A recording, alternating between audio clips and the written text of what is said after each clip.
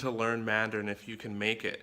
I'm having those doubts about Spanish, so I figured we go back to how to start learning Mandarin, because if you can master the basics, and I'm really helping myself out, and as much as I'm talking to you, if you can master the basics, you can always continue learning a message. If you don't know me, my name's Kwadwo. I'm creator here at Elementary Chinese, where I help you learn the everyday Chinese you need to communicate what you want.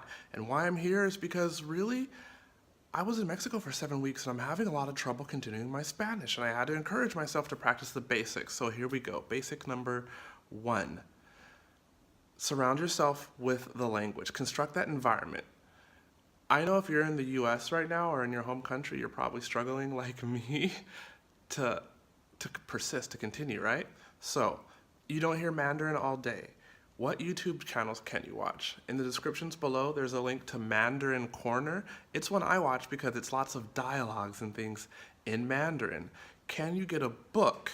And this goes into number 2, get a good book with audio to practice your pronunciation, right? But before we go to number 2, let me back up. When you're watching anything in Mandarin, make sure that you're speaking, muttering under your breath. Even if you're not good at all, still speak along with the words, because it really helps get your tongue and your brain accustomed to speaking the language. That's what I do for Spanish, and shoot, I'm encouraging myself right now. That's what I gotta keep doing. So do that for Mandarin. Number 2, get your book. If you're a beginner, head down to the descriptions below. I put a book down there. It's called, just go see it. You can see the review. Get yourself a book with audio, because that's how by speaking along with books and audio, that's how I got my accent good in the beginning, and we gotta just keep doing these basics, right? Just like Michael Jordan. He was really good at the basics. Dribble, pass, shoot. So once you got your book and you're practicing with your audio, number 3 is just do it a lot. One of my favorite books, it's called The Slight Edge by Jeff Gordon, and it basically talks about how if we do these little things every day, they're seemingly insignificant, but the greats are really good at persisting with the little insignificant things day after day until they see the compounded results, kind of like that logarithmic curve that starts like this and just goes whoosh. So that's what I'm talking about.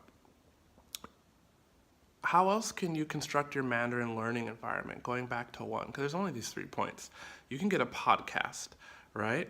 You can talk to a Chinese friend. Do you have WeChat? It's a great app to be using here in China. Download it, find a Chinese friend at your local university, and practice talking with them. These are the tricks to keep learning Mandarin. It's only that simple.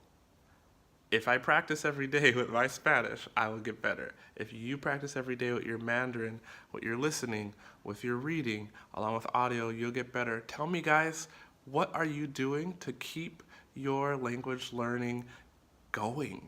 Like, how do you persist? Leave a comment. The community at Elementary Chinese will benefit from that.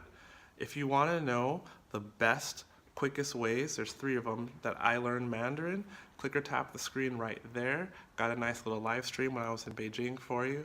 This is Kwadwo, Elementary Chinese. Good study. Day up. Bye.